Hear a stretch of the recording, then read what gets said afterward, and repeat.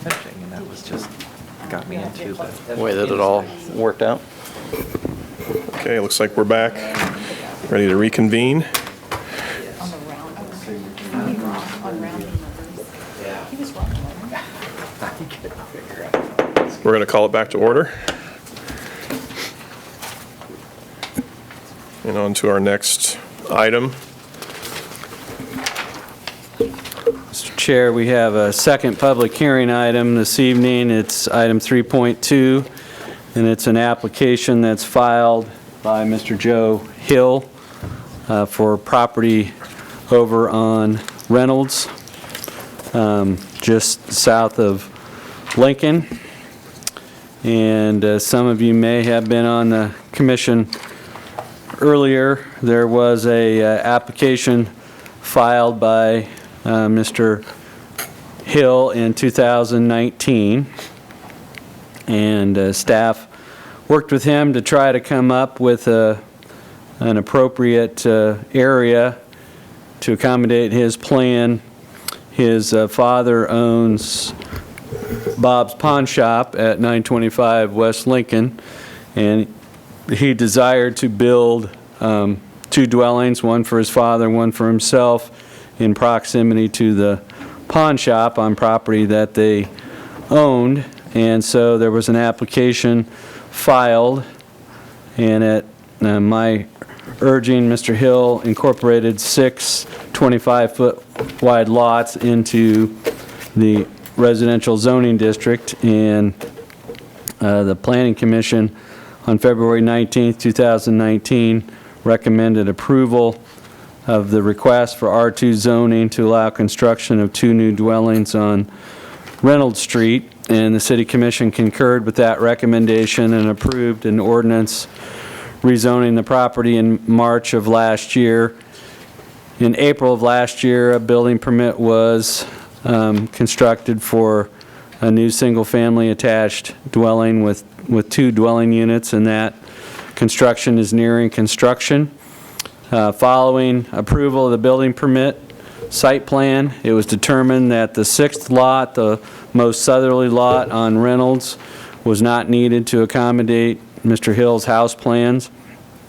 And we have provided in your packet a copy of those plans as well as a survey. And at the time, in 2019, staff encouraged Mr. Hill to include 6 lots in his request to make sure the house plans would fit and we wouldn't have to do it twice. At the time, he asked me if it was possible to undo the zoning change if it turned out he didn't need all 6 lots. As it turned out, he was able to fit his plans on 5 lots, and he's filed this application to undo the zoning change on Lot 12 and have it revert back to its former I-2 classification. The primary reason for Mr. Hill's request is there's this existing building here which is partially located on this lot, and he's having some issues with the county appraiser in terms of classification of that lot and residential classification of his home. And so it's only a 25-foot lot. The applicant believes that since it was not needed for residential purposes, it should revert back to its former zoning classification of I-2, which is what the remainder of the block is zoned. And so we agree with Mr. Hill that we recommended that 6 lots be included in 2019 and to ensure there was adequate building area for his residential construction plans. It turned out that Lot 12 was not needed to accommodate the applicant's construction plans. If we look at the character of the neighborhood, the predominant zoning in the surrounding area is I-2. This approval of this request would only shift the boundary to the north by 25 feet, which would allow the existing building that occupies this lot to be used for commercial purposes and eliminate his conflicts with the county appraiser's office. But a 25-foot width, the change is not going to have any impact on public utilities or drainage. The comprehensive plan shows this as a economic development hub where small-scale businesses and possible live-work units would be allowed. This could be viewed as a live-work arrangement. It's just that instead of being in the same building, the residences are in close proximity to the pawn shop. We think that there are findings that can be made to support Mr. Hill's request, and we would recommend that a motion be made to recommend the requested zoning change from R2 back to I2 for this 3,000 square foot lot. And with that, I'd be open to any questions that commissioners might have. Thank you, Mr. Andrews. Any questions?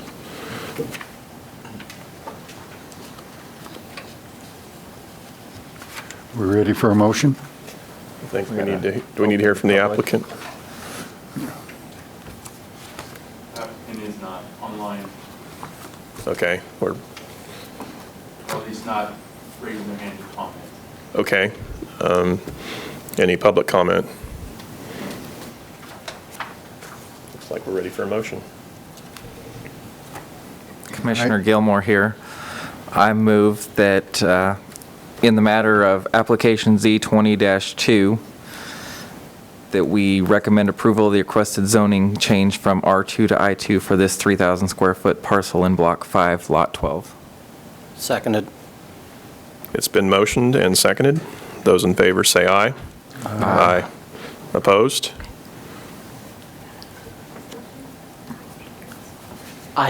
Commissioner Olson seconded. Was there discussion? Nobody had anything to, Technically, after the second motion is when discussion happens. I mean, yeah. yeah, you're right. Okay. My brain is fried today, so I do apologize. So is that kind of a moot point at this juncture, or are we? I guess I would ask your fellow commissioners. I would ask your fellow commissioners if any discussion needs to occur or did not occur because the motion happened so quickly. Otherwise, motion can be accepted, or the vote can be accepted. Understood. Did we miss any comments or feedback? No. Okay, that makes me feel better. Okay, So motion passes. fantastic. So on to our next item.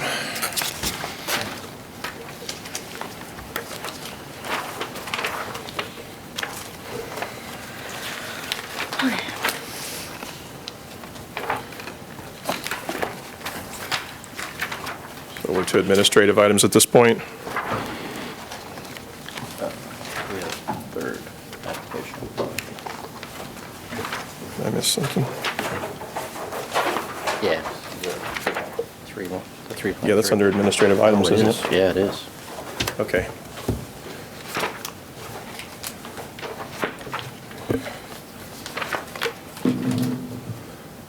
So it looks like we have administrative item 3.3, amended application P08-2B filed by William Shepard on behalf of Grand Prairie Villas LLC, requesting approval of a replat of lots 18 through 36, Block 2 of Grand Prairie additions to the city of Salina, to further subdivide these lots into 30 residential building lots. The replat area is located at the north end of Bentgrass Drive and contains 7.73 acres. This is continued from March 3rd, 2020 meeting to allow the applicant to amend their application to request reaffirmation of the street length variation for Bentgrass Drive approved as part of the preliminary plat. Thank you, Mr. Chair. As you'll see in the packet, I just want to point out, prior to the staff report is a 2 pages. That is the formal request for the variations from the applicant as required by code. As indicated in the title for this item, we most recently heard this application, which is a request for the replat of Grand Prairie Phase 3. Developers requesting to revise the currently platted 19 lots within what is known as Phase 3 with 100-foot width to 30 lots with 60-foot widths. That would include villa-style homes. On March 3rd, we last heard this issue, and what came up was this question of variations. Typically, variations are taken care of when a plat is originally done. This plat was originally done in 2008, and the variations were approved at that time. Typically, those variations would have already been installed because they're particularly related to road construction. But the construction for the third phase of Grand Prairie has not been completed, and these variations would need to apply to the road that would then finish out the rest of the subdivision. Therefore, the variations need to be requested again and approved by the Planning Commission. This is in conformance with Section 3610 of Salina Municipal Code, and it asks that the applicant submit formal request with their findings, and then it asks the Planning Commission to consider those variations based on their own set of findings and conditions. So at this time, the variations at Grand Prairie subdivision is requesting is a variation, I should say, yes, a variation from the maximum length, which is 600 feet of a dead-end cul-de-sac street. The length proposed of the dead-end street, which is Bentgrass Drive, from the entrance of the subdivision to the final cul-de-sac is around 2,835 feet, and a variance for the requirement for a 100-foot tangent length between all street curves. There is just a slight curve. We had to measure it a couple of times in that road, and it's beyond that tangent, so it is there in that last section of Bentgrass Drive. The tangent length between curves is 84 feet in Phase 3. As I mentioned, Section 3610 of Salina Municipal Code says the Planning Commission shall not approve variations unless it shall make findings based upon the evidence presented to it in each specific case that the granting of a variation will not be detrimental to the public safety, health, welfare, or injurious to the other property or improvements in the neighborhood in which the property is located. The conditions in which the request for a variation are based upon unique circumstance to the property for which the variation is sought and is not applicable generally to other properties. Because of the physical surrounding shape or topography conditions of the specific property involved, an extraordinary hardship to the owner would result and distinguish from mere inconvenience if the strict letter of the chapter is carried out. And 4, the variation will not in any manner vary the provisions of the zoning regulations, ordinance, comprehensive plan, official streets classification plan, or major street plan or official map of the city. As I mentioned, these two variations were approved originally in 2008. The design of the street has changed zero. The lots are changing, but the configuration and how these variations would apply is as originally presented in 2008. The unique circumstances related to the topography of that area and the hilly terrain, along with the golf course intersecting with that property, does give it a unique design that goes along with the both topography and unique circumstances requested or condition applied through code. And then finally, there is no, as found in 2008, hardship created by sticking with these variations in designing that last section of the road. Since our meeting in March, additional public comments have been collected, and those were included in your packet.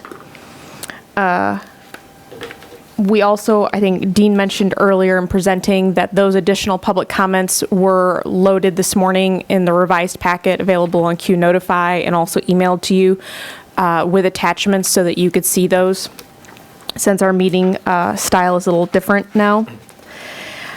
And that brings us to staff recommendation. So staff has reviewed the proposed re-plat, including the newly submitted variation applications, and is requesting the Planning Commission consider of the following two actions: that the Planning Commission approve the variations from the subdivision design standards, including a variation for the maximum length of a dead-end street and a variation to the requirement for a 100-foot tangent length between all street curves, with the following findings to be made. And those are listed in the staff report.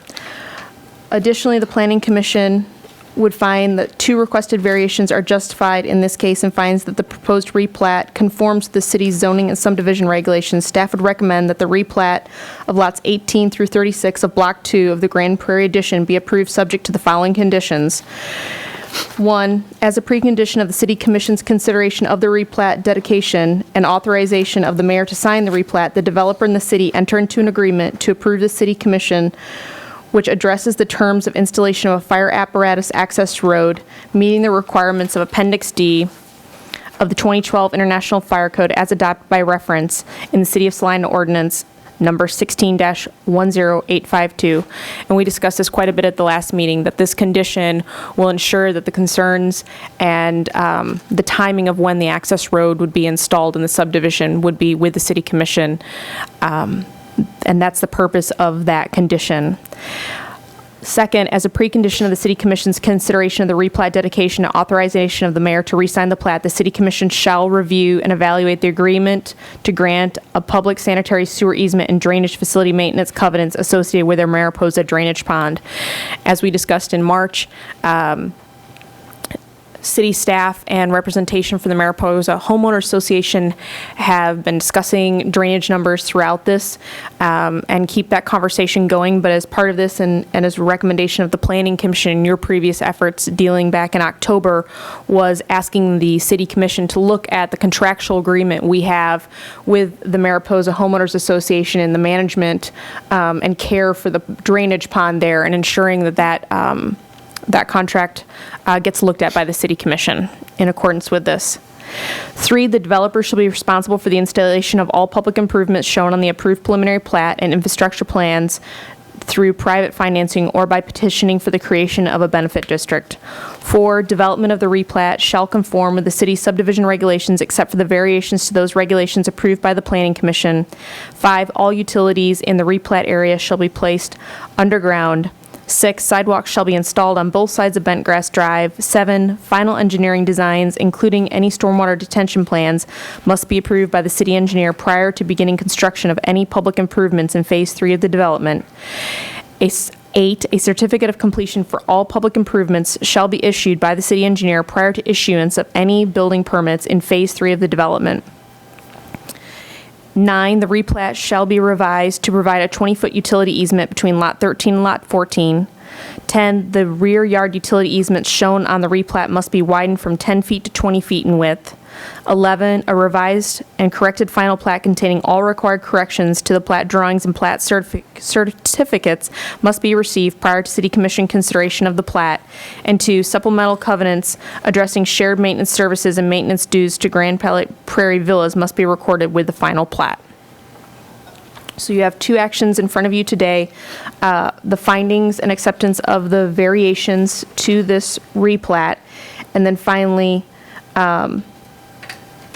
action on the replat itself. I do believe that the city engineer is also on the phone if you have any particular questions for him. I know there were several comments that came in related to drainage. We've had quite a bit of conversation related to drainage.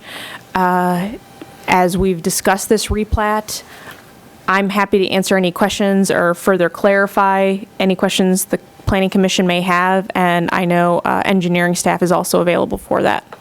And I do believe the applicant is also on the phone. Thank you. Why is there so much, Commissioner Baffa, why is there so much controversy over the drainage plans? Some say it's good, some say it's bad. I don't know if I'm the right person to answer why, because, I mean, that's a pretty personal thing. I do know that we have 2 licensed engineers, one who's a city engineer whose job is to review the engineering materials submitted by an applicant to make sure it conforms with city codes and it's done correctly. And you have a licensed engineer who is putting their stamp on those drawings, verifying that the drainage and the infrastructure involved with that, such as the ponds, is adequate to deal with what is described. I mean, that's their jobs. And so at this point, I understand concerns maybe from some of the homeowners, but you have 2 licensed engineers who are verifying the adequacy of the drainage plan. And we have a longstanding agreement with Mariposa related to the Mariposa Pond as the city for not just maintenance, but emergency issues related to that. From some of the public comments that I went through, there are some calculations done by some of those individuals. I can see the logic in that, but at the same time, I think it's worth asking, and we can ask engineering staff, but there's methodology that's gone to that, and you have engineers who are trained and licensed to do that, who are stamping designs saying this will work. And at the end of the day, we license engineers for a reason, because they have to take the liability that comes with those things. We all have opinions on those things, but there are certain skills that certain people need to make those decisions. And you have two engineers here who have gone through this, and third, if you count the earliest drainage plan, that are recognizing these numbers. This is Commissioner Good, and a fourth. I'm a licensed engineer. When I took my test over 30 years ago, drainage was on it, and so I did look at the latest comment, and I believe that there was no rounding error. I would not round up. I would round down, as the engineer did. Also, the comment that we got used far too many significant figures that were insignificant. Where the engineer was accused of changing numbers, I saw it as engineering design, that if the pond was meeting a maximum amount of containment, then you relook and see how can you minimize or lessen the amount of water going in there. So I could see that as a possible explanation for why the impermeable or driveway numbers changed. So I did not see things as miscalculations. I saw it as engineering design.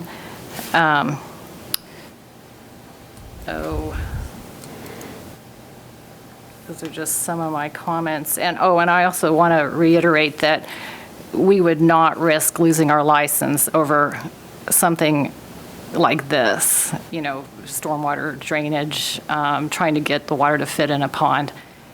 I totally agree with that. I mean, it's not worth risking just to appease a developer. So I looked at it more carefully too after getting the comments, and I felt like things were done accurately and justified, not trying to miscalculate or purposely changing things to fit the need. Well, if you say they're all right, and I agree with you. Right. Do we need to hear from the engineer? Anybody have an opinion on that? Can I mention one thing? Say again. Are we in discussion? Can I mention one thing? Oh, absolutely, yeah, please. Sorry, Commissioner Bernhardt. I agree with everything you're saying. The only thing I did have a concern about, these studies were based on approximately 20% impermeable coverage. The houses that are currently going up are averaging about 35%, which throws the numbers a lot higher than what the pond's initially supposed to hold. Design. That's my only concern there, is people are also adding pools, patios, decks, sheds, that type of stuff on ongoing houses. So I'm just seeing a lot more areas that's going to contribute to that pond. And that is a good question. I wondered about how do they enforce that, or do they enforce it, or They is don't. it should be As long as they're under 50%. So I believe, is that the number?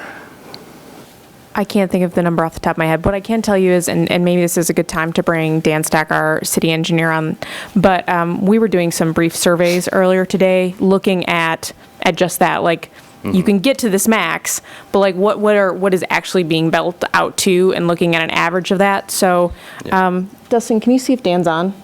He's not. Okay. At least he's not called in. Dan, Stack, if you're on, can you please star 9? No, let's try this one. Hello? Yeah, Dustin, this is Dan. There's Dan. Mr. Stack, can you hear us? Yes, can you hear me? We're getting a little bit of feedback. We'll try again. Picked up the phone here, is that better? Static. Not really, no, sir. Okay. Do you have any devices on in close proximity? I do, but I've muted them. Let me see. I just closed it. Maybe does that help? Let's try again. Okay, I've turned off. Yeah, that's turned way off better. My iPad. Oh my Yeah, goodness, yes, that's so much better. so much better. Dan, Okay, good. would you mind going over a little bit on the comment that Commissioner Bernhardt is wondering about on that whole, on impervious surface versus lot coverage, and how that's affecting runoff? Yes, and we did look into that today, and we do have some lots that are built out there and such, so you're able to kind of make those calculations, which is what former Commissioner Blanchard did, as well as Dr. Henke. So we looked into those questions and found 9 site coverages and averaged them at around 30.8%, 31%, I guess, if you round up. And that's the site coverage. Now, when you say the lot coverage, which is the structure only, they were around 20%. So you had some that were higher and some that were lower, but that was an average of at least 9 that we were able to get to today. And so we felt like it's not fair to say that the lot coverage for everything is going to be a maximum of 35%. There may be some that can get there, but on average, they're going to be below that.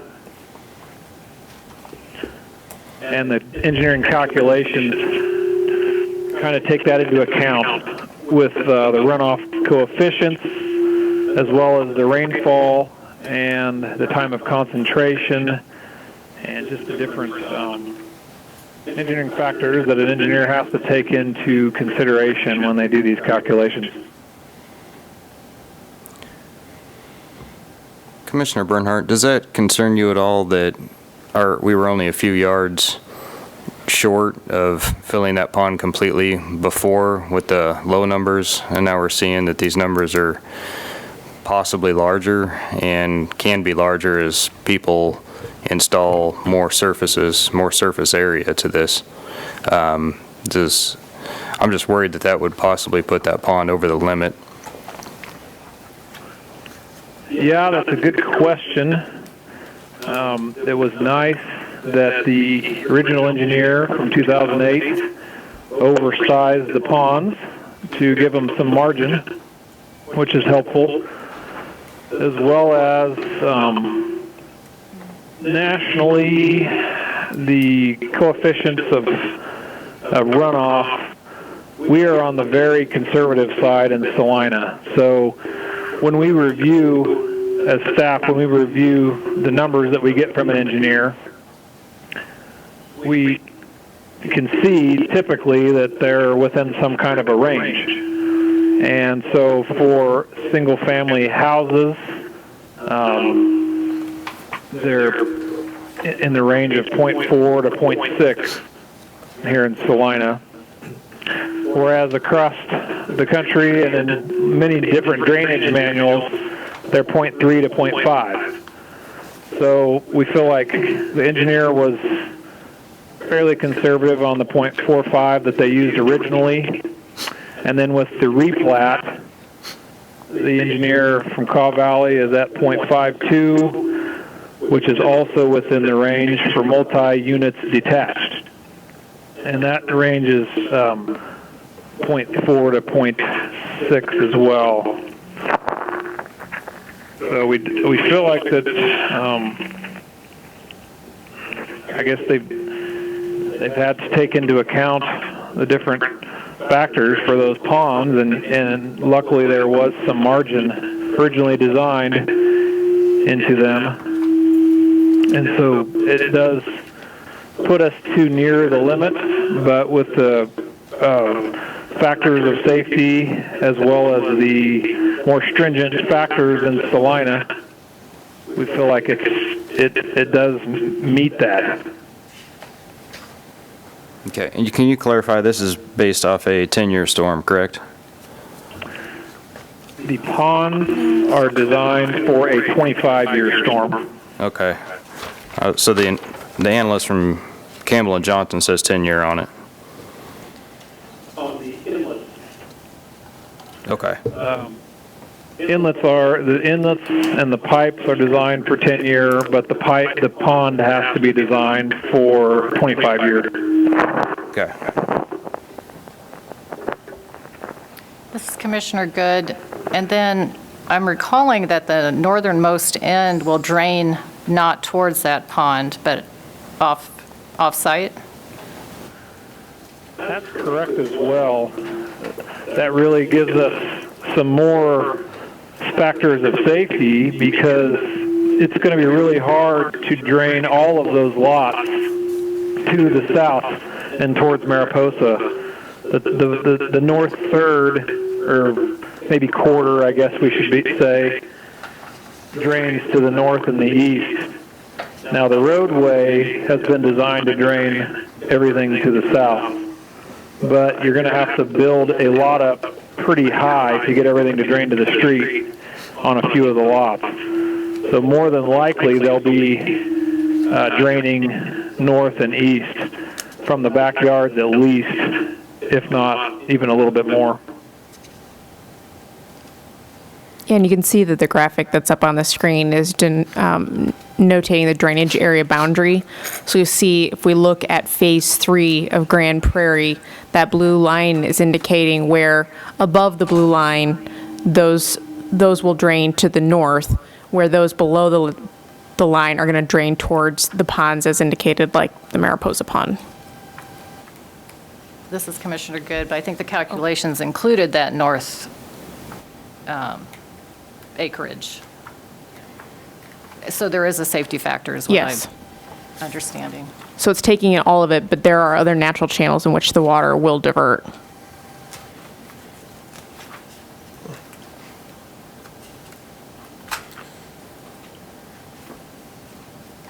Any more questions for Mr. Stack? Since Mr. this is about cul-de-sacs, I think I asked Mr. Stack this last time if he knew why we had a 600-foot limit on cul-de-sacs. Yes, and so yes, I feel like I'm prepared for that this time at least.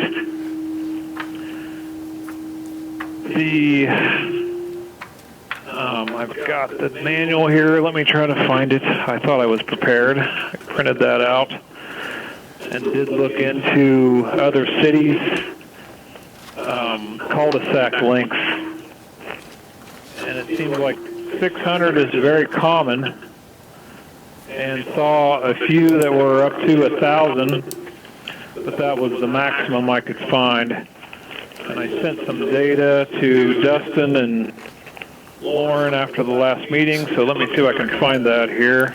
Commissioner Good, I think one of the things that also might not have been brought up in the meeting is by putting in the emergency access road, in a worst-case scenario, it's really no longer a cul-de-sac, and you actually have that through access. It's not meant for day-to-day traffic, but a lot of times the length of cul-de-sac is related to safety and access, where from that emergency perspective, we're addressing that through the emergency access road that would be built. So the purpose of that cul-de-sac length isn't necessarily as relevant as before. It's still in the design manual, but by adding that through emergency access, the safety concerns related to having such a long cul-de-sac is not as significant. I Googled and got on a forum, suburbia.org. I have no idea whether they're reputable or not, but it was interesting that it was based on just like a city block and the need to get in and out, and that, so if you, just the 600 came up because of that. And then also it had to do in the past with the length of fire hydrant hoses, but that's not an issue here, and a matter of efficiency, it said.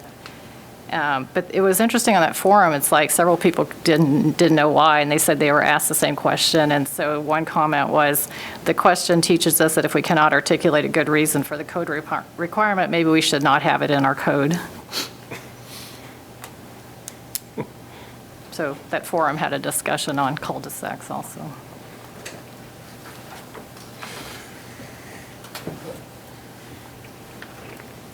Yeah, this is Dan Stack. I'm not able to add much more than that as well. It was really hard to find out why that code requirement exists. It might just have to do with the size of the city block.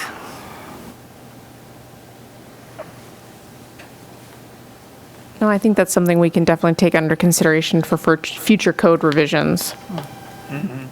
Just to clarify, that 2835, is that to Phase 3, or is that at the end of Phase 3?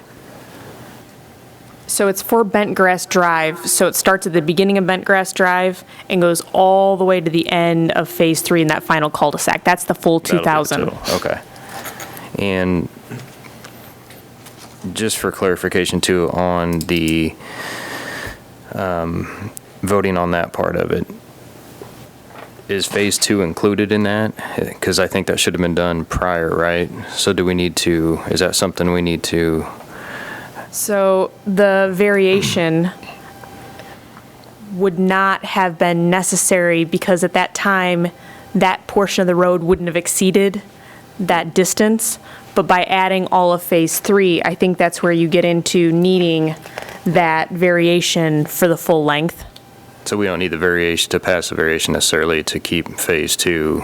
Correct. Phase Up 2 and is going, is so fine. that's- okay, But you need it okay. for Phase 3 because you're adding that whole extra set, which then Okay. full lengthens out Bentgrass beyond that appropriate distance. Okay.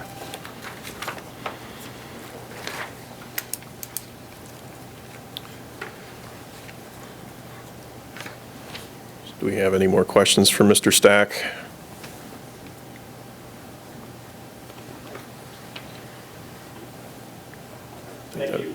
Thank you, Mr. Stack. We appreciate your time. I do have a question for staff, though, based on Commissioner Bernhardt's question there. This is Commissioner Gilmore, by the way. So if we vote and approve the variation to extend the length of a cul-de-sac, would it not require the fire access road? Because based on what you just said, was that it was based on the fire access, and that basically this would not be a cul-de-sac as it would have that fire access road. The fire access road is required. Okay. So it's always been required. One of the things that came up was just when. And one of the things that the community brought forward is that's great, but we feel we should have had it even sooner. Okay, so the response to that was, through the Planning Commission discussion and asking the City Commission, was to really put a time constraint on that by requiring the developer, before approving this re-plat at the City Commission level, to have that conversation with the City Commission to get into a development agreement that would truly identify time, place, and manner for putting in that road, because there were concerns related to, well, that's great, we could do this replat, and then we don't know if the road's ever going to go in or when it could go in. And so that's kind of that mechanism in which to make sure that that access road is going to go in and go into a timely manner in which the community was looking for.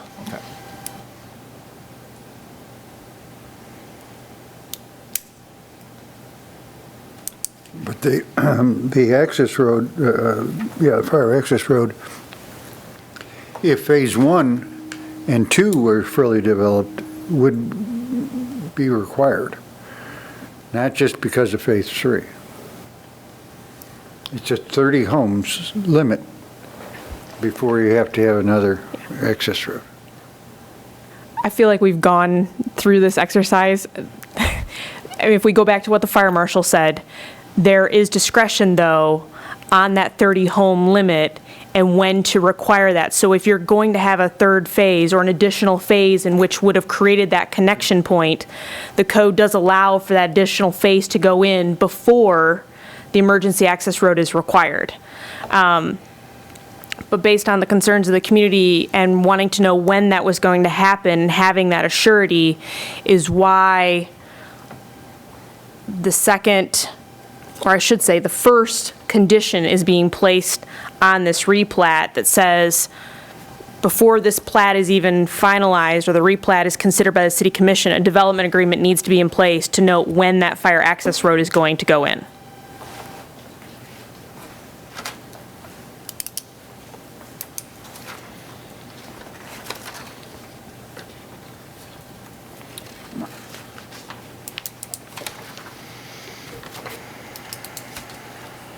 Any more discussion? So is it time to hear from the applicant?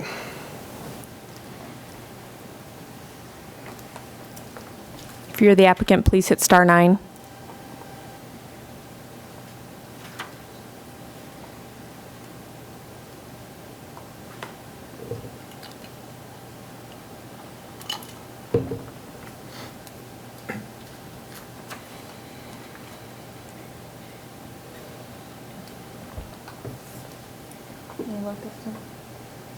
We do have somebody from the public who would like to speak. I'm not seeing the applicant. Okay.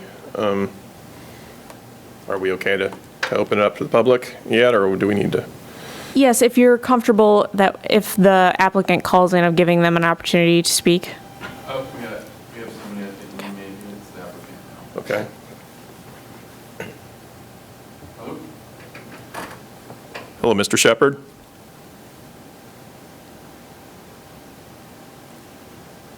Hello? Is somebody on the line? There's Bill, okay. Yes, we can hear you, sir. Okay, this is Bill Shepherd. Do we have any questions for Mr. Shepherd? Commissioner Linkowitz, I actually do have a question for you. We're just speaking about the fire access road, and maybe this is more just my intellectual curiosity on the matter, but is this fire access road going to be an extra expenditure for you in this development? Or is this... It is, yes, sir. Okay, all right. Thank you. Anybody else have any questions? I'd like just to say a couple of things. In this whole process, I just want everybody to know that during the whole process, I've done everything that has been asked of me of the city and everything that is required by code. I've hired professional engineers to do the information and the studies that we provided for the city, and you know, it's property I own. I feel like I have the right to develop it, and so I don't know what else you need of me or what else I can do for you, but I just wanted to make that clear. We appreciate your comments, and we will definitely take that under advisement. Does anybody have any comment or questions in addition to that? I guess this is Commissioner Good. Just wondering if you gave any more thought about restricting it to a 55 and older development. I mean, I know that's the plan, but I guess there was some concern about whether that could be enforced or guaranteed somehow. So didn't know if that is something you could put in the covenant or we would even consider it. It's certainly our target market, and that's what we're building for, and that'll be designed for that. I think I don't understand all the legal issues with the 55 plus, but from what I've been told, it just gets complicated and more complicated than what we wanted to get into. So. Thank you.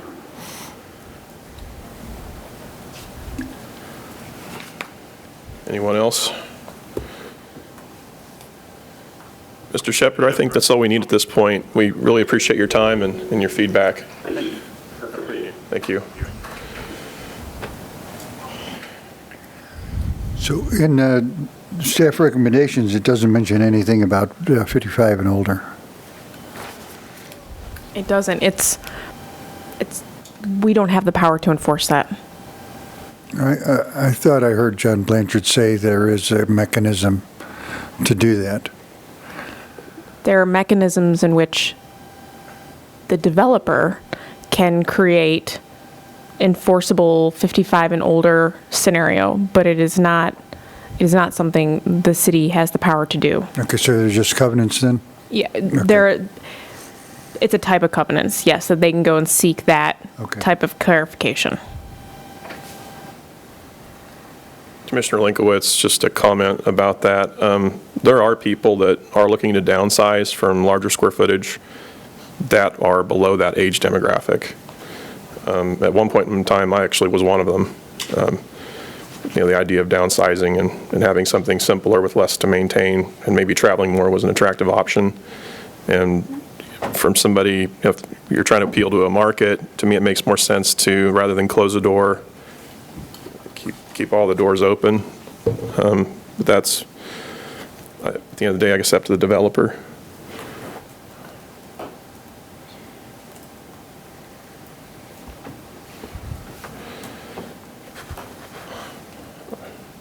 Any other discussion or? So we're open to the public at this point? Okay. Our first call is from 1013. 1013, hit star 9, please. Hello?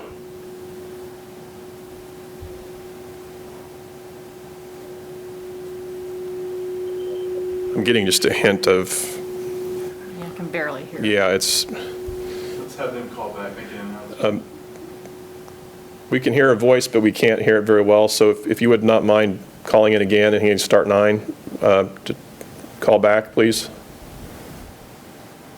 We're having some volume issues. So our next call then is 0473. 0473, please hit star 9. Good evening. Hi. This is Mr. Chairman, Commissioners, and staff. This is Don Wendt, and I reside at 1401 Bentgrass Drive. And I just want to continue to express my concerns about the approval of this re-plat. You know, it's been stated several times that this is a very unique development. This is a very unique properties, and in 2008, the city and staff and developer worked very hard to come up with a plan for this area. And now we are trying to change and redo all of that work that was done in 2008. And I really struggled to understand the reason why that it would make sense now as compared to 2008. There are so many things against this replat of this area. You know, first of all, it just doesn't fit with the development. I know Mr. Linkowitz, Commissioner and Chairman Linkowitz, you state that there's a desire for downsizing in Salina, and that you even at one point had a desire to do that. But that doesn't mean that this fits into this area.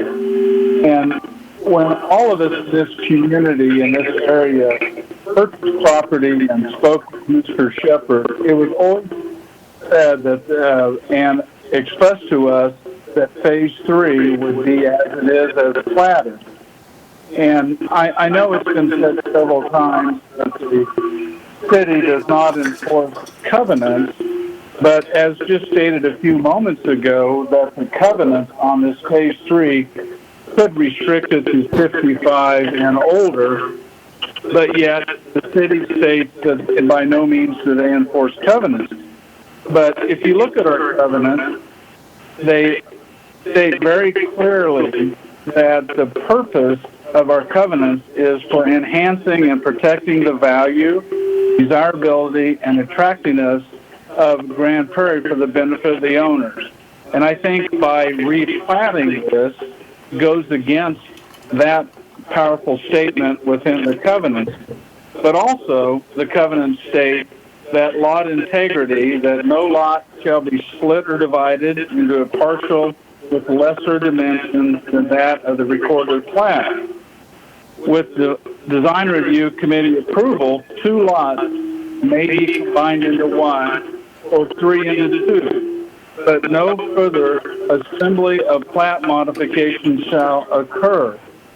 So can Planning Commission in the city of Salina with a good conscience go against the covenants that were originally constructed and approved and recorded by the city of Salina?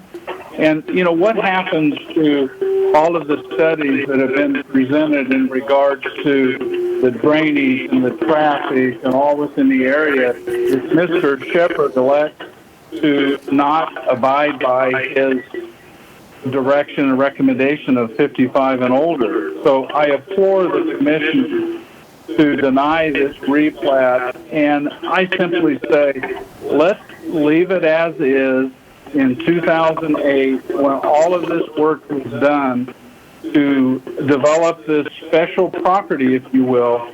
And again, I ask, what would be the real reason to change that direction in 2008 from the city and the developers at that time?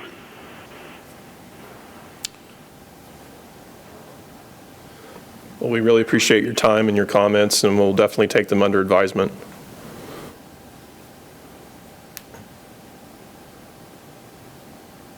Thank you. Okay, our previous caller, 1013, is back online. We'll give that one a try. Okay, please hit *9. Can you guys hear me? Yes, we can. Thank you very much. Okay. Yeah, sorry, somehow I got hung up on. I just kind of want to reiterate, this is Chris Carlson, sorry, Fentgrass, of what Bill just said about his right as a developer, but what about our rights as homeowners living around it and the price we paid for the covenants and the idea that were sold to us? Are those not as important? And then now, all of a sudden, through all this discussion, the 55 plus is not going to happen? Did I misunderstand something here?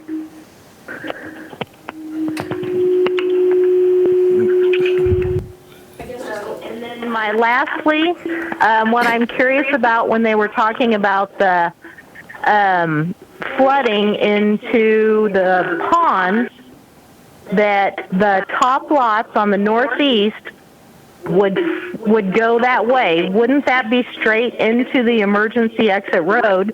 So anytime you had a major storm that would possibly be the reason for an emergency, you'd be flooding out that road. And I'm sorry, but I agree with the gal that was with Highland earlier. It is extremely hard speaking with you guys and hearing you guys on a phone.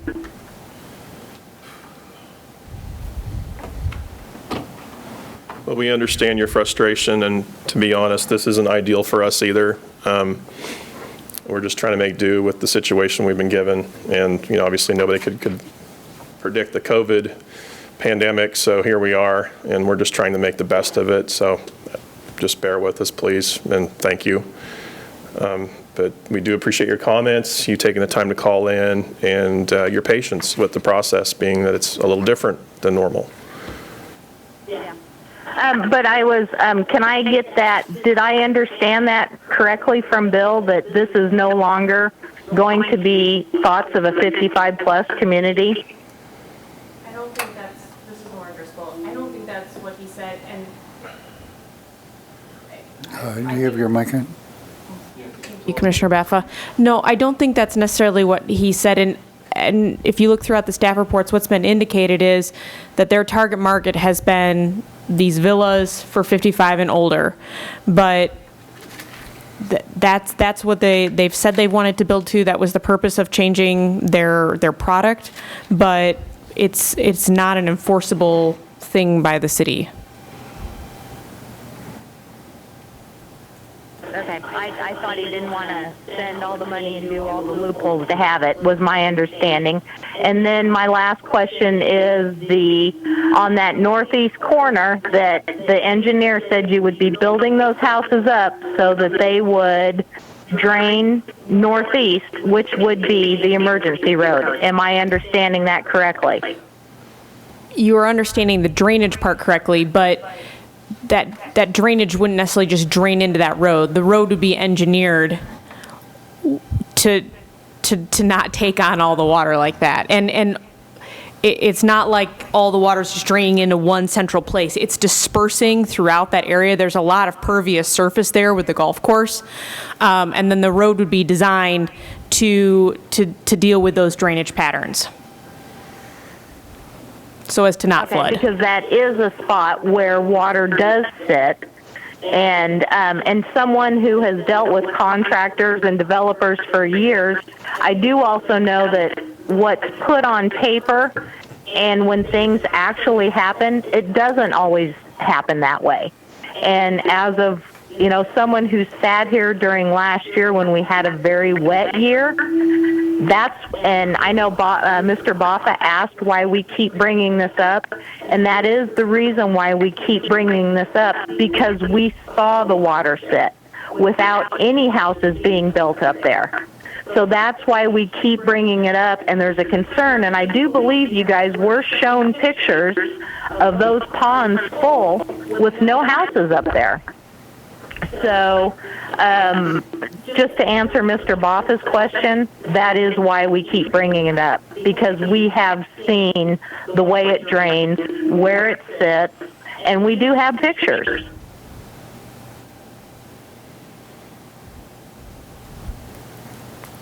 Okay, well, thank you very much. We'll definitely take those comments under advisement. Thank you. Thanks for your time. Anybody else in the queue? Yes, our next call is 7533. 7533, dial *9, please.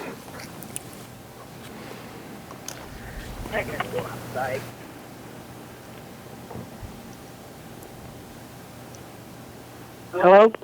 Yes, we can hear you. We just need you to identify yourself and your street address, please. Hello, if you can hear this. I'm John Blanchard. I live at 250 South 9th Street. Yes, sir, we can hear you just fine. Okay, great. There must be an open phone or an open mic or something there on your end, because as the last lady said, it is extremely hard to hear anything you say. And there is a significant delay between the TV picture and the phone. Okay, we'll take that And now I'm getting feedback through my phone, so. Okay. Do you have any Anyway, devices? well, I'd like to, I appreciate the time and the effort and understand the frustration. Yeah, we're just doing the best we can with the From a planning situation. perspective, I just want to talk about the adequacy and the appropriateness of a re-plat. Mr. Shepard was correct. He does have legal rights to use his land. He also has a legal plat that exists today. He's asking to change that and go over and above what he already have approved.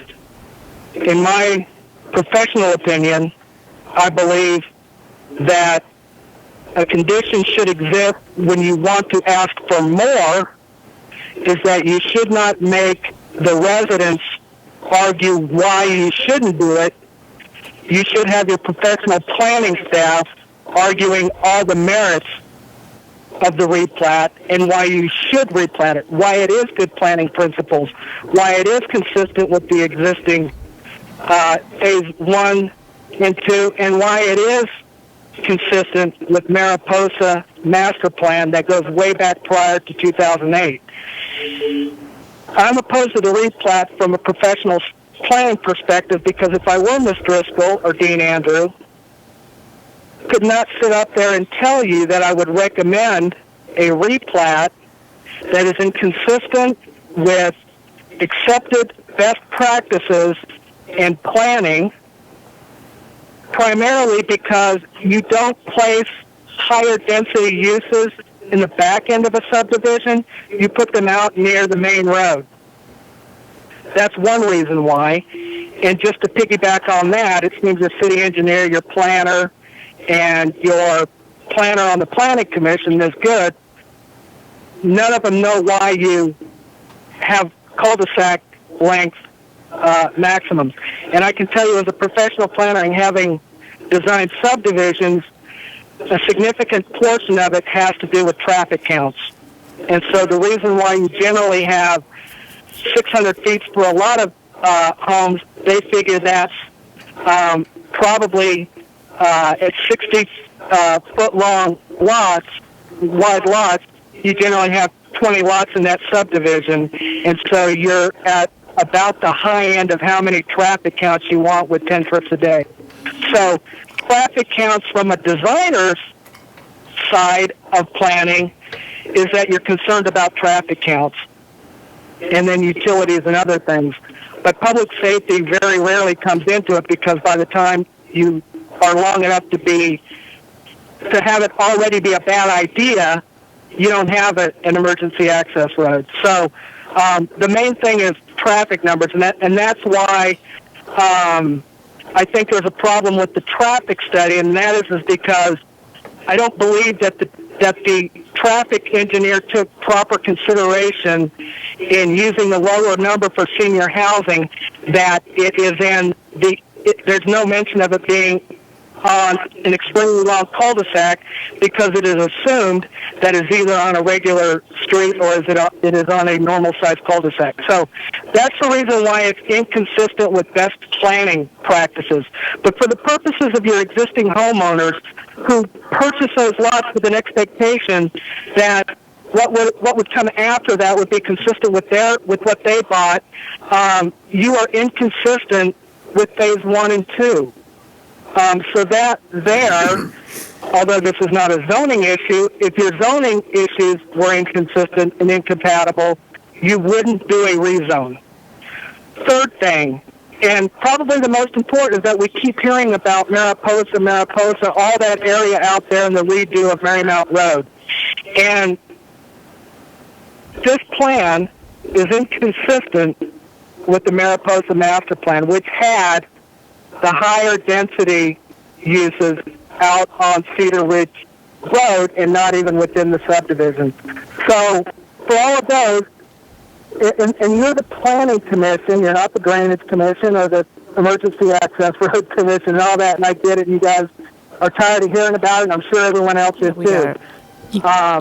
Hey, John. But there are significant Mr. Blanchard about those things that residents have brought up. I simply want to address the planning part. And the one thing that would make me feel like this were really something that had merit would be for the planning staff, who is your advisor. I would like to see her advise you as to why this plan has merit and why this re-plat should move forward, because don't forget, this developer already has a legal plat. He's not being held against being able to do without being able to develop his property as he chose fit before he changed his mind. So I appreciate your guys' time, your effort, the frustrations with this system. I hope you're all safe, and thank you for your indulgence. Well, we appreciate your time and your comments, and just thank you. Thank you. Apparently Channel 20 was breaking up, but YouTube sound was very clear. Okay. It's clear on the phone coming through, but not on that phone. Okay. I could hear a majority of what he said, but it took some work. But I didn't hear anything.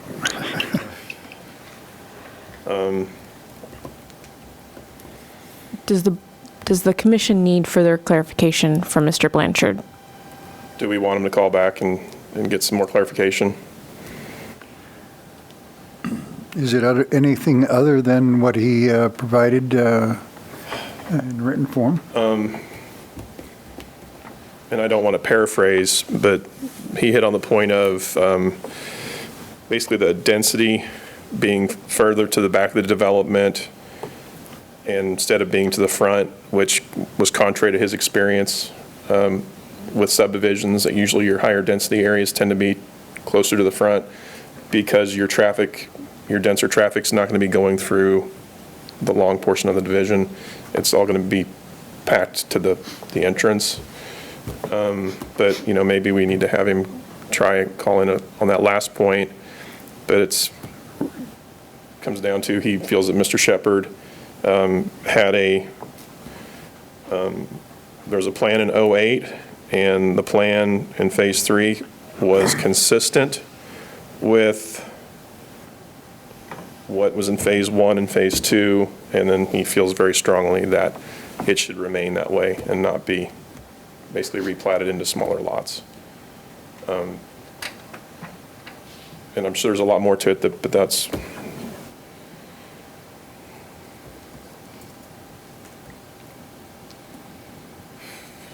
Should we have him call in again, or you think we're going to get similar audio? It appears he's hung up, so maybe perhaps if he's still watching and he wants to call Okay. back, we'll have a better connection. He can rephrase his last points that we're kind of breaking up on. Yeah. It was point 3. Yes.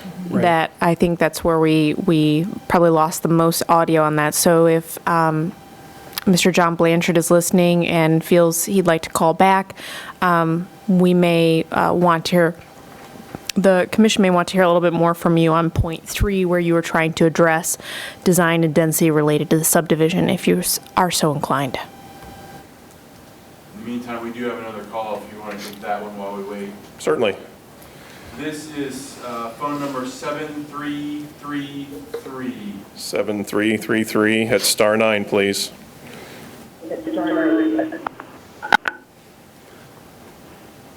Hello? Hello, my name is Tim Henry at 1333 Bentgrass Drive. Go ahead, sir. Can you hear me okay? Yes, sir. Thank you. I'm trying to reconcile something that was written in the newspaper, Salina Journal, on January 6th, or excuse me, January 8th, following the last meeting. And with the history of this development and the statements that were made by Mr. Shepherd, I'm not able to connect the dots. In that article, he described that the plan had been there from the beginning to have luxury villas or 55-plus housing from the start. Now, you've already heard that that's not being pursued by any type of covenant. It's a hope. And he's saying that his proposal is to move forward what was originally planned. If that's the case, taking it at face value, there's nothing stopping him from moving forward with those type of residences for that type of target market with the existing plat structure. So I don't know why we have to move forward and approve the proposed replat. And the prior caller, I think, raised a really good point. If you're going to change something that's been that way for 10 years, perhaps there's an expectation to explain what is the advantage to the other people that have purchased in this area over the time frame. Thank you for your time. We appreciate your time and your comments. Thank you. Is there anyone else in the queue? Sure. We're going to try dropping the conference phone Okay. and dialing it back in. So if there's a moment where there's silence, bear with us as we try to reset this phone here. Because the audio is perfectly clear on the TV. Interesting. And so we think it might be the speaker on that conference call. Okay.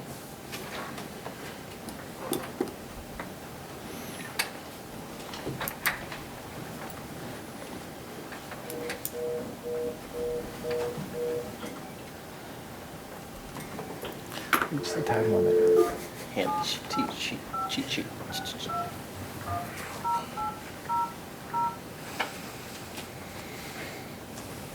Please enter your participant or moderator code, followed by the pound key.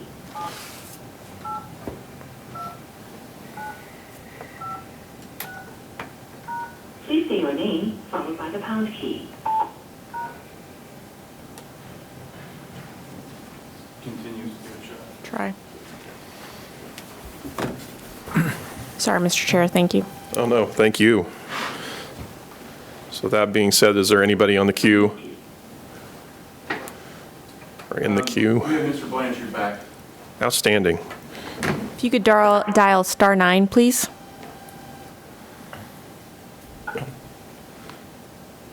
Should be there. All right, Mr. Blanchard, are you there? Am I on? Yes, sir, Yes. you are. Oh, okay. Hey, I apologize. I kept trying to call back earlier, but whoever's wearing the yellow shirt, you can't read the white numbers on the edge of the screen. So I blame him. Interesting. Well, I think we needed, on point 3, you started to break up a little bit, and we just wanted you to reiterate the third point you had in that original call, please. Okay. I believe the third, are you talking about the point that referred to the original Mariposa master plan?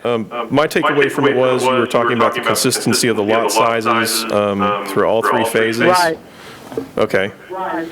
Well, yeah, it's just a matter of, just sort of the planning principle I was referring to was that what you generally take when you look at a rezone, and that is it, what are the adjacent zones? Are they consistent with the adjacent zones? It's general, in general, any land use, are you consistent with the adjacent uses? And so when I put it to the consistency test, I look at it and say it is not consistent with phase 1 or 2 of the Grand Prairie subdivision. And it's inconsistent, obviously, with good planning principles. And the third is that it's not consistent with the Mariposa master plan that was done probably in the early 2000s that took into consideration what was going on in Bob Hayworth's subdivision over there and the original Mariposa developments and even some of the other. It was a big development. It wasn't just Grand Prairie. And on that plan, it had the higher density residential out on Cedar Ridge Drive. And that is what best planning principles will get you. And I'm talking about site planning. There's a difference between a city planner and a site planner.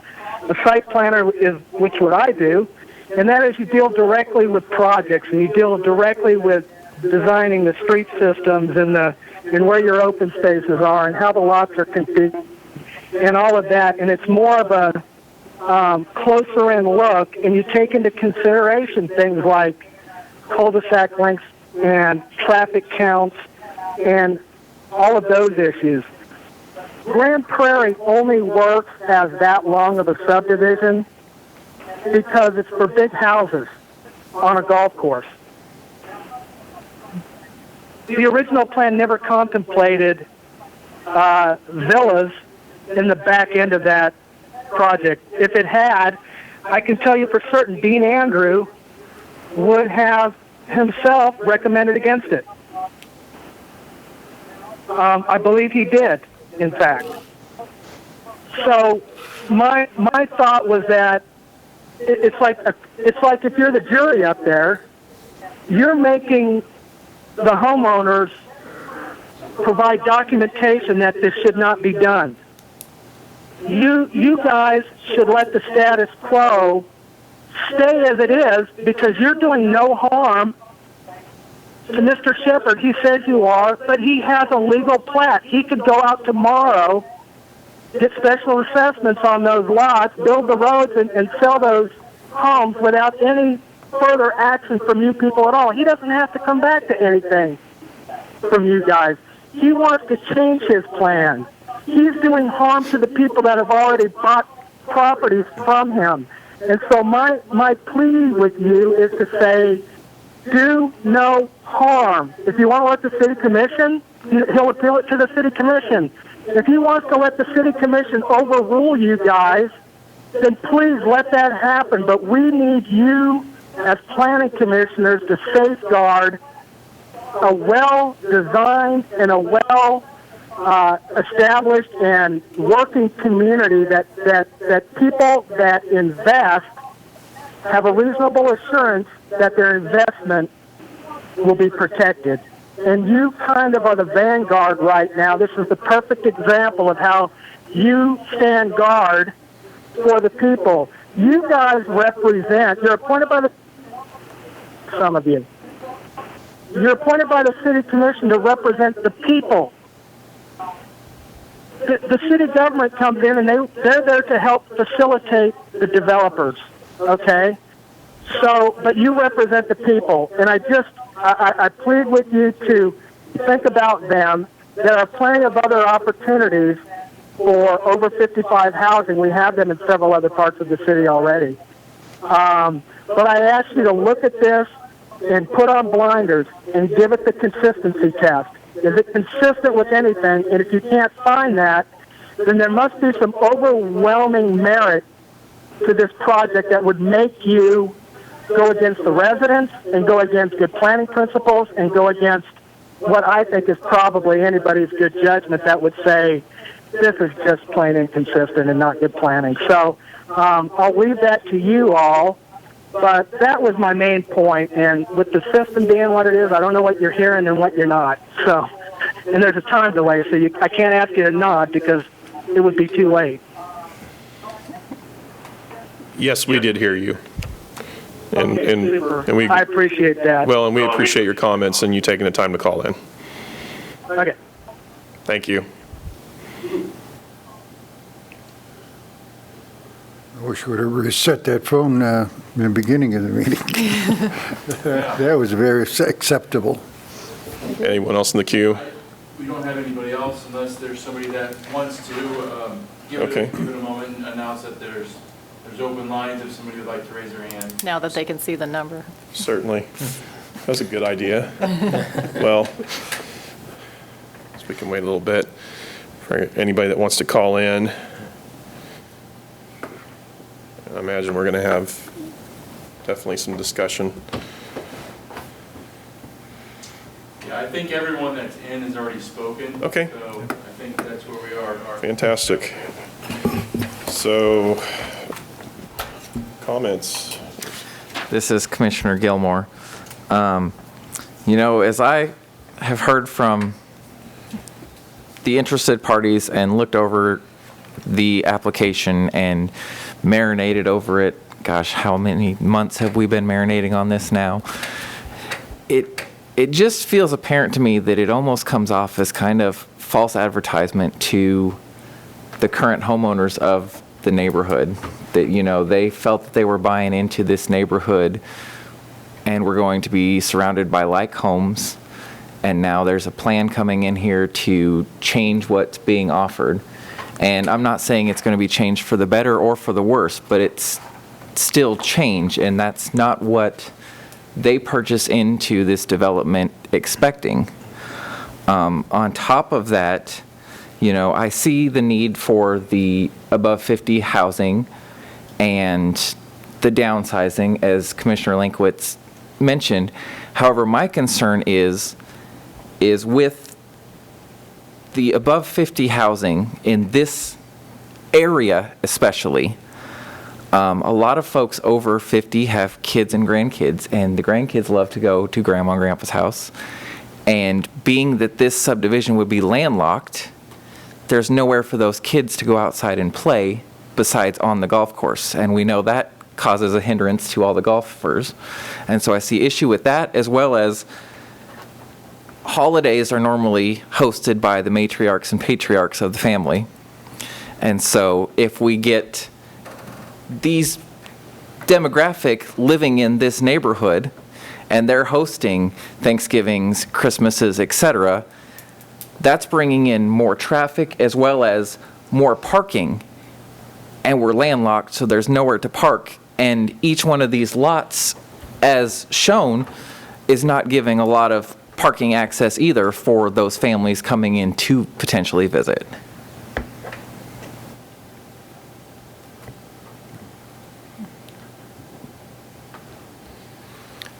Commissioner Bernhardt, I just want to kind of piggyback off Commissioner Gilmore. I agree completely. I keep coming back to the residents myself, and I keep coming back to this one sentence in the covenants that says lot integrity. No lot shall be split or divided into a parcel with lesser dimensions than that of the recorded plat. So, like you said, they are being told one thing by their covenants, and it is turning out to something they didn't expect. So I just wanted to mention that one line out there. Mr. Chair, I will add, Greg Bankston, the city attorney, is also on the line and is is prepared to speak to that regarding the covenants and that statement. I'm also happy to speak to that because I think there's a couple key phrases in there that need to be recognized. It says adopted plat. So if you were to adopt the plat, as in this re-plat, it sets those lot sizes. So the plat itself and the actions taken to create the plat are what create those lot sizes. And the difference between splitting lots and replatting are significantly different. So I do know Greg's on the phone and prepared to talk to that subdivision section in the covenants if the commission so wishes. Correct. I'm just looking at a homeowner perspective. I mean, when I'm reading something that says no lot shall be split or divided, we're going from 19 to 30. It's getting split or divided. I mean, Commissioner Baffa, the Planning Commission cannot regulate covenants. Correct. And so the existing homeowners have the right to sue the developer, I imagine, but we don't have a say in it at all. And I feel for the homeowners. But, they have been without a homeowners association for all these years, and now they bring it up. I mean, I think it should have had there was supposed to be a design committee. Every house was supposed to have a basement, and one was built without. But that's not our concern. I mean, we might be concerned about it, but it's not within our purview. Commissioner Olson, and I would agree with just about everything that's been said on everybody's parts and everybody's opinion. The way that I'm looking at it is again, on the replat on the covenants part of it, the replat or the dividing of those lots was designed so that if I bought a lot that was 100 feet wide and I decided I was going to make a mother-in-law house, that I wasn't going to then subdivide that lot and sell part of that off to her.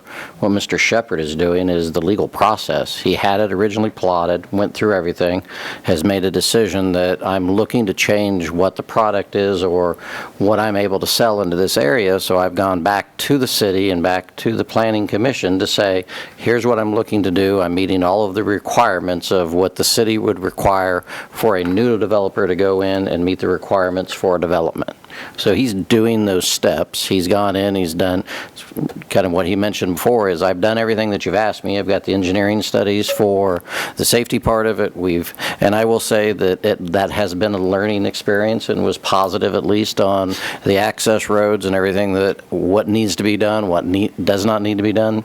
Did not understand those initially, but from this point, I would say that I do have an understanding of it. But he's done what everybody's asking him to do. Where it has come down to, and I agree with Mr. Gilmore, is that for those people that bought houses in Phase 1 and Phase 2 and thought that everybody in that area was going to have similar sized lots, that is one thing that you bought into. But that was never developed, and Mr. Shepherd still does it. So even if they had a homeowners association in place at this point in time and it had a design and review board, my guess is that he owns the majority of the lot still, so he owns the majority of the property, and his vote then carries and says, yes, we're going to replot all of these. Well, I guess I would just add, that's one of the reasons, it's, Mr. Blanchard said it himself, there's a big difference between what he does and what city planners do. He's a landscape architect, and he's talking about site design. Do I disagree with some of the comments that he's making about optimal, best practices when it comes to site design? In a perfect scenario, yes, it would make sense to have the multifamily up front. But one of the things that we have to do is we have to look at the rules in place and the regulations in which we have to filter these applications that come through. And there is nothing that stops us from this replat. And it is, when talking about like uses and the community or character of the neighborhood, we're not even changing zoning. Still same zoning, still R1. So we're not even trying to bring together non-like uses. So are there different design features that maybe could have been done differently, or if they've been thought about sooner, or those types of things? Yes, I think we could all have a nice roundabout discussion about that. But what does the subdivision code say, and what does it allow when it comes to this replat, and what's being asked is within code. Thank you. Do we have someone in the queue? We do, if you'd like to hear more public comment. Is that appropriate under these circumstances? Are we? Mr. Chair, this is not a formal public hearing, but it is, for discussion's sake, I think you guys need to decide kind of when you're going to call it. Okay. And it's probably... Because we gave ample time, in my opinion, for a new caller. And well, you guys have discussion going, it would probably make sense to get a motion on the floor, okay, so that you're talking and discussing around a motion. Makes sense. Okay. Well, Commissioner Olson, I make a motion that we accept amended application P08-2B filed by William Shepard on behalf of Grand Prairie Villas, requesting approval of replat of lots 18 through 36 on Block 2. With the recommendations from staff on page 5 and 6. Point of order, I think we probably have to take the variation first? variations first. Okay. And I think they need to be separate motions. Okay. So I'll do a motion for acceptance of the variation of the 60-foot cul-de-sac. And what was our other? I'm going to be that parliamentary person right No, now. that's fine. What I would recommend is withdrawing your first motion. Okay, so withdraw the first motion. Your second motion, I would make a friendly amendment that you were recommending approval of the variation for the maximum length of 600 feet of a dead-end cul-de-sac and the variation for the requirement for 100-foot tangent length between all street curves. Gotcha. Okay, so I make the motion for the acceptance of the variance to the maximum street length of 600 feet of the dead-end cul-de-sac at Bentgrass Drive, and then the variance to the requirement of the 100-foot tangent length between street curves. Commissioner Gilmore would second. it's been motioned and seconded. Discussion? I guess, yeah, it's time for some more discussion on it.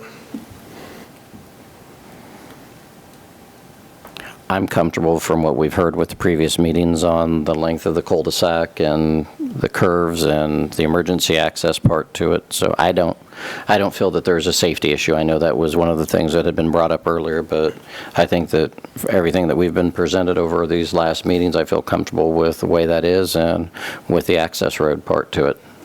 I mean, otherwise, what you end up doing is, if they don't do the access road and for the cul-de-sac part of it, everybody's going back in and putting in fire suppression systems, because that's the only way that it works.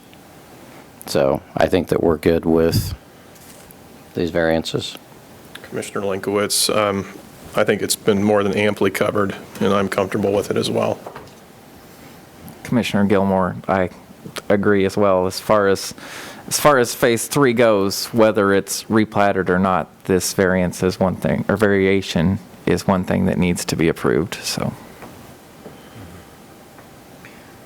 I'm glad you said that. You convinced me. So are we ready for a vote? Yep. Would you like to do roll call since I Yes. think it's easier with the phone? I think that would be great. Baffa? Yes. Bernhardt? Yes. Linkowitz? Yes. Olson? Yes. Gilmore? Yes. Lang? Yes. Good. Yes. Motion passes. Outstanding. So at this juncture, You can now make your second motion, Mr. Olson. Okay.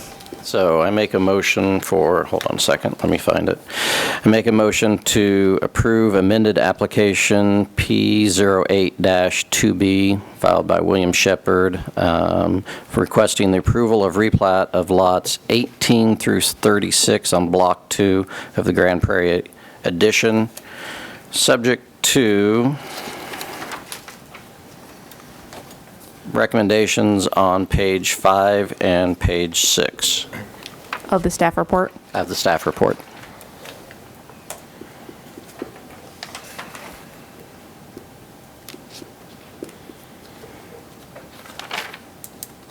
I will second that. Discussion?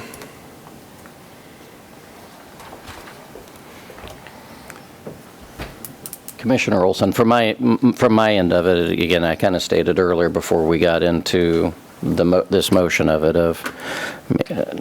as I sat here and listened to everything and do take, into account of all of the residents and the people that have purchased houses in those areas and what they've got through. But when I look at other areas, and we approved another development in that same area that would probably have sight lines into this development also. That's going to have the same size plots is what this replat is going to be. Similar price point as well. Yeah, similar price point, so it's in the same area, and then to the east of it, there's a future development that's going to be townhouses. So, and again, I agree with Lauren that we're not changing it from R1 to an R2 situation. We're just looking to change the size, and everything that's been presented to us wouldn't tell me that there's not a reason not to. I could say that maybe the prices of the homes are going to go down, but it's all speculation. Commissioner Linkowitz, obviously it's a complex issue and a bit of a quandary for me, honestly, but I think I have worked my way through it. I'm not deaf to the concerns of the current residents in the neighborhood and wanting to stay consistent with property sizes and values. That being said, though, try and put myself in the position of the developer who is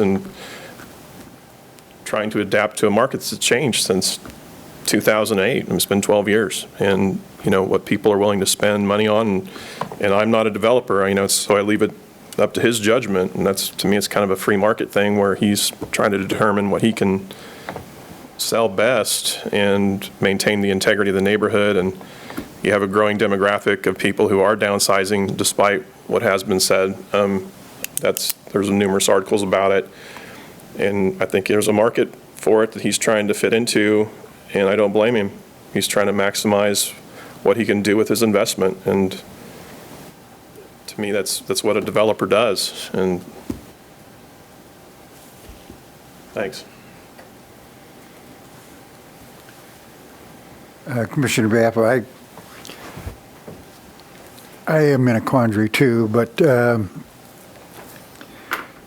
look at some of the streets on the hill, have some very nice homes, very expensive homes. And then as further you go into the development, there's a lesser price point. And it's the same thing that's going to happen here. But I probably won't know how I'm going to vote until the very last second. I would like to add I guess it's kind of a personal comment, Commissioner Linkowitz speaking. I currently live next to a home that is literally worth half of what my home is. And it doesn't bother me a bit. And they're great neighbors, and to me, I think it's more about overall home pride and neighborhood pride, and whether a home is $350,000 or whether it's $650,000. I think when you hit those price points, I think it's a foregone conclusion that a huge majority of the people that are investing that kind of money are going to have a vested interest in how that property looks and how it's maintained. And Commissioner Baffer, theoretically, these will all be maintained by a service anyway. And that's a very good point. Thanks for reminding me of that. This is Commissioner Good. Again, I appreciate when there's so much public input. I do really like that about our process. And I felt like we learned a lot about various things. But when it comes down to it, I do see that the developer is adapting, as you said, and I think rightly so. I do feel like there is a need for smaller homes, even if they're luxurious, and that I felt like all the concerns, I mean, I listed them out, have been addressed. And I mean, I guess not the concerns of their view, but from those things that can be addressed have been addressed. Oh, and the thing about lowering property values, I still have not gotten a good explanation on that. I tried to get Commissioner Eisenhower to explain that to me as a realtor, but just my own experiences with buying and selling homes, I thought they were just based on equivalent homes, basically, and location, which it's a great location. So I would say I'm leaning towards approving the motion because I do feel like we've addressed it and that we do not have a need for. In fact, I recall Mr. Blanchard commenting that that market is saturated already. The existing home, that price point is already saturated. Commissioner Linkowitz speaking again. I'd actually like to expand on your point, Commissioner Good, on issues being addressed. I kind of walking away from this with the perspective of we're trying to deal in quantifiables, hence the engineers and everything that they've done. And then we're also looking at emotional response and, things that are subjective like video footage of water running. And what it comes down to is, we operate within a certain parameter, and that includes engineers and numbers and quantifiables. And I'm not seeing any quantifiables that say this shouldn't be developed.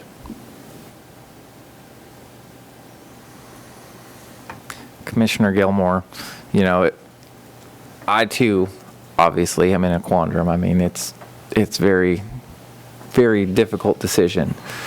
I feel that had the applicant come in with the PDD as originally projected, I think it would have been an easier decision. I know there was a lot of discussion and concern from current residents as far as going from the PDD to the re-plat, as far as not having any kind of set rules as to building materials, building types, square footage, etc. And so, I mean, that's just one area that I am still struggling with internally. Commissioner Linkowitz speaking. I understand where you're coming from, and I like to use the term kind of a moral vacuum or, compartmentalizing. And Commissioner Boffa made a comment earlier, and it's been mentioned previously at previous meetings, that at the end of the day, what we're operating with is not covenant enforcement. And if something happens with this development that the other residents are not happy with, it's a civil matter that they're going to have to pursue litigation against the developer. But it's really not our job to intervene on their behalf. And, I may have my opinions on what materials should be used or not used, but it's not relevant to, at least to what I'm talking about at this point, or what we're voting on, for what it's worth. I appreciate that.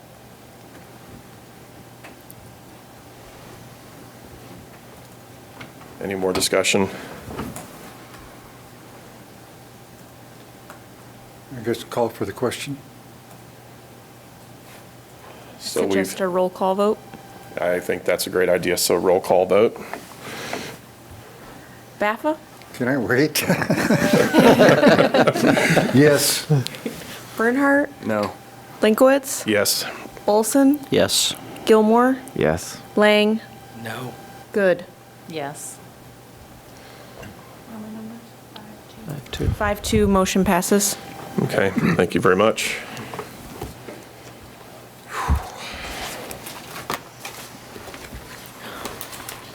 So that brings us to preliminary discussion items. Do we have anything? I forgot there's another part of the agenda. I'm just on autopilot. No, there are no preliminary discussion items, Mr. Chair. Okay, unfinished or other business? Not at this time. Public forum. If you choose to speak during the public forum, please hit star 9 now.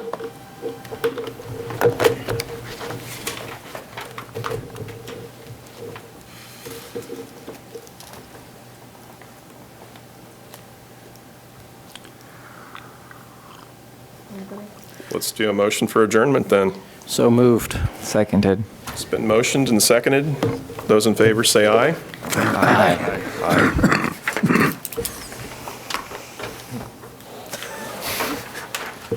Collective sigh of relief. Muted.